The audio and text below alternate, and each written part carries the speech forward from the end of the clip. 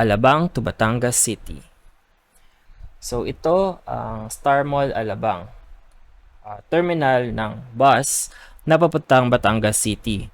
Kabilang na ang mga bus ng Alps at Ceres, ang mga bumabiyahe sa Star Mall na papuntang Batangas City, Grand Terminal at Batangas Pier. Yun, pwede din sa RRCG. Ayan, isa pa yung bus na bumabiyahe papuntang Batangas City. Ang isa pang terminal na papuntang Batangas City ay matatagpuan naman sa may Tiangge. Ito naman ay mga van na bumabiyahe papuntang Batangas Pier. So mula Star Mall, tatawid ka dyan sa may overpass papunta sa Tiangge bago dumating ng Festival Mall. Ito na yung Tiangge, so pwede kang maglakad dyan diretso ng overpass. Pagbaba mo dyan, ito yung mga van na nakapila na papuntang Batangas Pier at Batangas Grand Terminal. Aabutin ng 200 hanggang 300 pesos ang pamasahe depende sa trip ng mga van.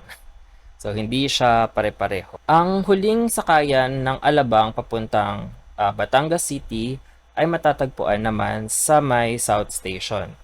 So mula Star Mall, pwede kang maglakad papuntang South Station. Dito ang pasukan, maglalakad ka dyan, papasok. Yan yung mga bus na papuntang Batangas City. Magkatabi ang mga bus na papuntang Santa Cruz, Laguna, ang HM bus at ng Alps at the N. De La Rosa na papuntang Batangas City.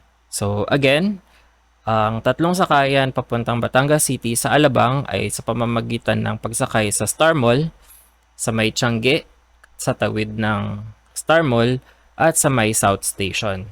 Pwede ka ring mag-cutting trip na papuntang Turbina. Bale, sasakay ka ng modern jeep sa may Star Mall Alabang na biyaheng Turbina o Calamba at bumaba sa may Turbina Bus Terminal at saka doon mag-antay ng mga bus na galing Buendia at ng Cubao at pati ng Pitex na papunta ng Batangas City. Next question.